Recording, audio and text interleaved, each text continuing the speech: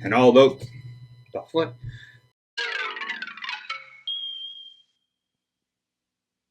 We all love holding superheroes, but what do we love more than holding a superhero? That's having a superhero in our pocket. So let's look at Mego's pocket superheroes.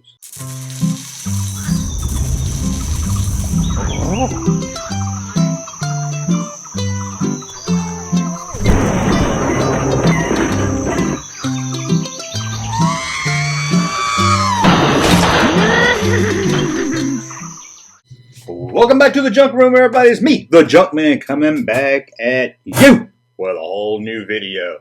What are we going to talk about today? Well, we're going to talk about what's in everybody's pocket, or should be, superheroes. Now, I'm going to try to get through this whole video without making a, is that a superhero in your pocket, or are you just happy to see me joke?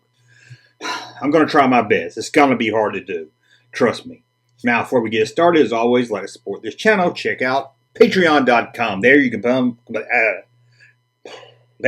a Patreon supporter and support this channel. Make the Junk Room better. Head over there and support the channel, or you can support this channel by going to thatjunkman.com and buying some very cool t-shirts. Now, let's get started.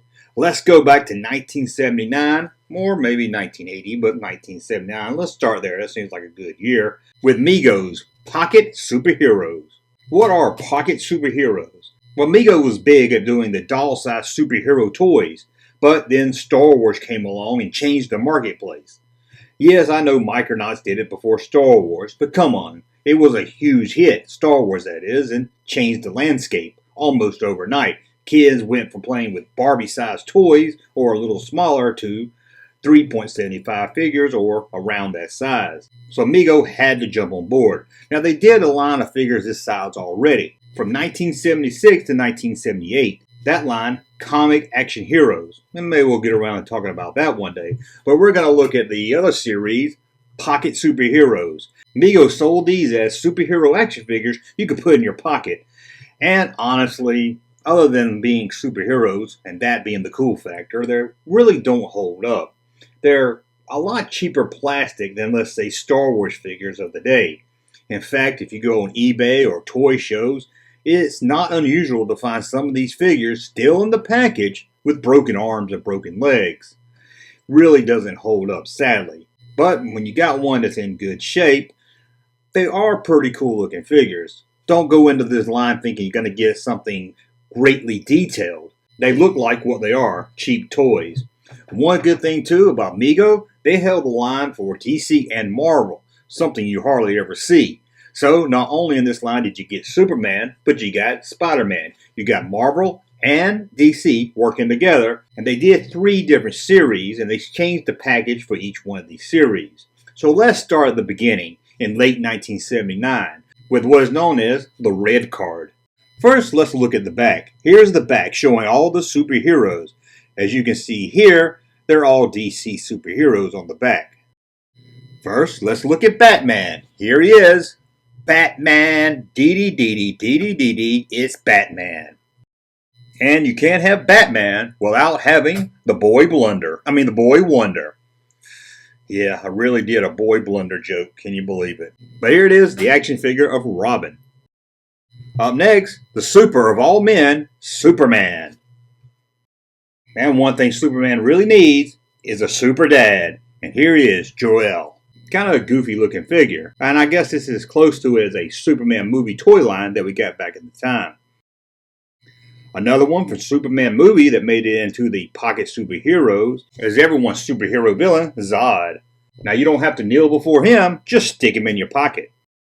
And to round out the villains, we have Lex Luthor. As you can see here, the red cards are all DC characters. But then, the following year, the cards switch from red to white. Now these are harder to find. The red cards are more common. The white ones are a little tougher to find. Although some of the figures are the same, they did add some for this series. So let's take a look. I got one hand in my pocket and it's holding Superman. And here it is on the white card. And once again on the card is Batman and his trusty sidekick, Robin. One figure added to the white card that wasn't on any other card release was Wonder Woman. Wonder Woman! Also only available on the white card, the sea monkey of superheroes, Aquaman.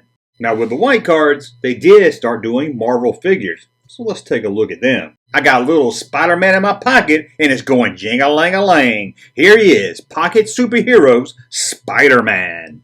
Captain Kangaroo has nothing on this superhero. It's the Pocket Superhero, Captain America. And he comes with his Captain America shield. Don't make him angry. You won't like him when he's angry or when he's in a Marvel movie. Here he is, Pocket Superheroes, Hulk. And we round out the Pocket Superhero action figures with a bad guy, the Green Goblin. Oh, sorry, not the Green Goblin, just Green Goblin. Now we had the white cards and the red cards, and there was one more. Denim cards. Okay, it's not made out of denim, but it's a picture of blue jeans, I guess, with a pocket on it, so you can kind of say they're pocket superheroes. Now, before we look at the action figures, there's something really weird about this line. The action figures of the DC characters have Marvel on the back, and the Marvel figures have DC on the back. Maybe this was some kind of cross promotion, so if someone bought a Marvel figure, they would know, hey, they make DC figures too. But it really doesn't make sense. Why not put DC on the back of DC figures, or put them both on the back of the card? But now let's look at the Denim card. First up, giving that black power fist is Superman. And here's the back of the card showing Spider-Man and Hulk. And speaking of the friendly green giant, here he is, Hulk on the Denim card. And on the back of that card, Batman and Superman. Also on the Denim card, we have the return of Spider-Man. And we have everyone's favorite baddie, the Batman. But this time, we don't have a Robin. You may not have a pocket full of kryptonite, but you could have had a pocket full of Superman action figures. But what's better than having action figures in your pocket? Playsets or vehicles for the action figures to play in. They can't just hang out in your pocket all day. So let's look at some of the playsets and vehicles. First up, you have the Pocket Superhero Batmobile, and it comes with its own Batman and Robin figure.